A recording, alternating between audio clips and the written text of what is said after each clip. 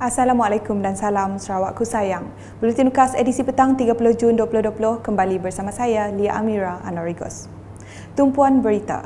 Kerajaan Sarawak sangat menghargai jasa dan pengorbanan yang dicurahkan guru ke atas pelajar-pelajar di negeri ini dalam membina modal insan pembina generasi yang berilmu dan berketerampilan tinggi. Ketua Menteri Datuk Patinggi Dr. Abang Haji Abdul Rahman Zohari Tun Datuk Abang Haji Openg berkata, Kerajaan Sarawak menaruh keyakinan yang tinggi bahawa pelajar-pelajar hasil didikan para guru pasti akan menjadi modal insan yang diperlukan oleh semua pihak dan yakin dengan tahap keupayaan mereka dalam bidang masing-masing.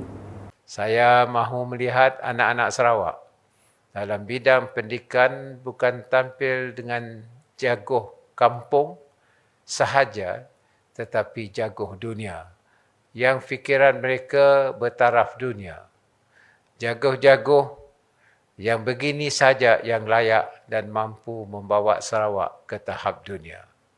Beliau berkata demikian dalam perutusan sambutan Hari Guru Peringkat Negeri Sarawak ke-49 yang disiarkan secara langsung di laman Facebook Jabatan Pendidikan Negeri Sarawak hari ini. Dalam perkembangan sama, Datuk Patinggi Abang Zohari mahu melihat potensi dan kuasa yang ada pada pelajar-pelajar di negeri ini dapat dikembangkan menjadi kuasa cyber. Justru itu, kita memerlukan sokongan padu daripada guru untuk membina keupayaan dan kompetensi murid agar menjadi kuasa cyber dan kuasa kognitif, cyber power and brain power, khususnya di Sarawak.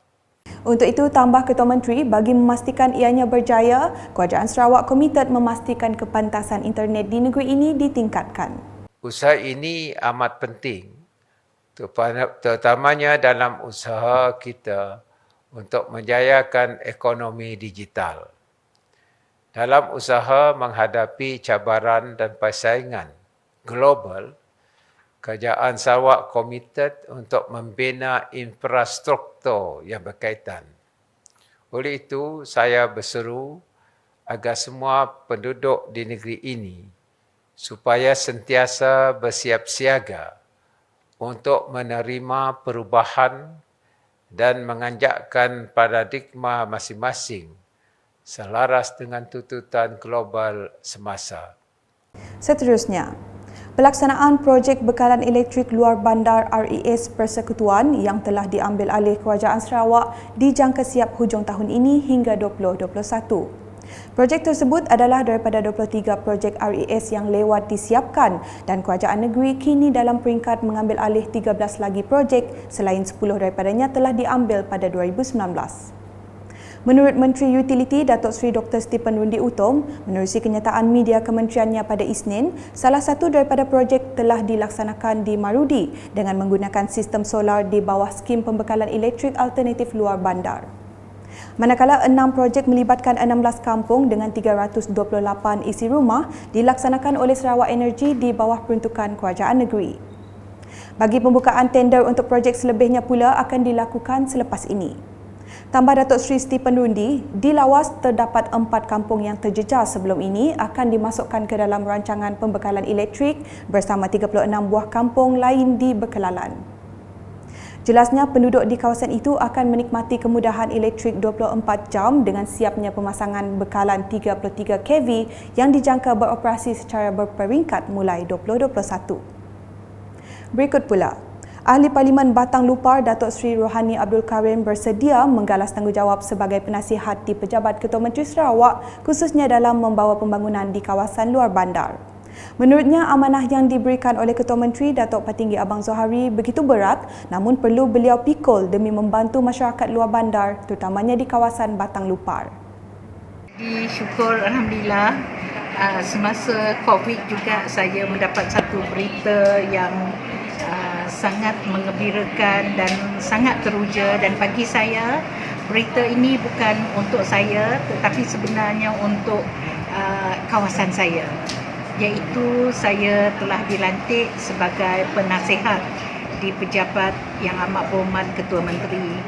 Jadi harapan saya ini adalah satu tugas dan tanggungjawab yang sebenarnya begitu berat yang harus saya pikul demi untuk negeri kita yang tercinta. Berikut menurut beliau semasa ditemui dalam program lawatan tapak pertanian dan sentuhan rohani di Mutton Undai Pusat pada Isnin. Katanya kawasan tersebut berpotensi untuk dijadikan pusat pertanian, ternakan dan pengeluaran bahan mentah untuk dikomersialkan. Beralih ke perkembangan harian COVID-19 di Sarawak melalui kenyataan media Jawatankuasa Pengurusan Bencana Negeri JPBN. Hari ini tiada kes positif dilaporkan dan jumlah keseluruhan kekal sebanyak 571 kes. Dimaklumkan satu kes sembuh dan discharge dari Hospital Umum Sarawak menjadikan peratusan kes naik 94.22% bersamaan 538 orang setakat hari ini. Selain itu, sebanyak 54 person under investigation POI baru direkodkan dan 3 kes masih menunggu ujian makmal.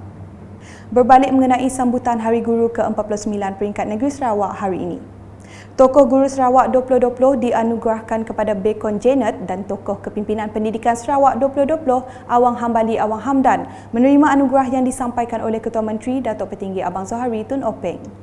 Penerima anugerah Tokoh Guru Sarawak 2020 Bacon Janet dilahirkan pada 29 Disember 1959 dan berasal dari kampung Segong Bau. Mendapat pendidikan sehingga ke peringkat ijazah sarjana dan pernah berkhidmat sebagai guru, penolong kanan seterusnya pengetua sejak tahun 1984 dan bersara pada 2019. Bagi dirinya, walaupun penuh dengan cabaran, namun disebabkan beberapa faktor telah mendorong dirinya memilih guru sebagai kerjaya akhirnya. Banyak perkara yang mendorong saya menjadi seorang guru. Saya lihat bahawa peranan guru ni menyeluruh. Mereka bukan sahaja pendidik, tapi mereka juga pemimpin, mereka juga jurulatih, mereka juga kaunselor dan juga menjadi ibu bapa kedua kepada pelajar di sekolah. Manakala menurut penerima anugerah Tokoh Kepimpinan Pendidikan Sarawak 2020, Awang Hambali Awang Hamdan pula, prinsip yang sentiasa beliau pegang sepanjang berkhidmat dalam bidang pendidikan adalah dengan mentaati ketua. Sebagai seorang guru ataupun sebagai pemimpin sekolah atau organisasi, mesti taat kepada ketua. Di mana saja kita ditempatkan ataupun ditugaskan, kita mesti melaksanakan tugas kita itu sehabis baik. Buat yang terbaik, hasilnya, pulangannya terbaik. Itu pegangan saya. Beliau dilahirkan pada tanggal 1 Ogos 1955 di Kuching dan mendapat pendidikan tertinggi sehingga ijazah sarjana di United Kingdom. Antara pencapaian terbaik beliau dalam perkhidmatan ialah dengan merangkul sekolah terbaik luar bandar di Sarawak, mendapat pengiktirafan bertaraf 5 bintang dalam penarafan IPG di Malaysia, di samping berjaya mendapat pensijilan MS ISO 9001 daripada SIRIM QAS International. Sekian bersama saya Lia Amira Anorigos. Dapatkan berita terkini Sarawak setiap hari dengan melayari portal ukas.sarawak.gov.my, UKAS Channel di YouTube atau melalui Facebook, Instagram, Twitter dan aplikasi Telegram Buletin UKAS. Sebagai penutup buletin, saya mewakili Unit Komunikasi Awam Sarawak UKAS mengucapkan Selamat Hari Guru kepada semua guru-guru yang berkhidmat di seluruh Sarawak. Pengorbanan guru cekal dilaksana, jasa guru kekal selamanya. Salam UKAS.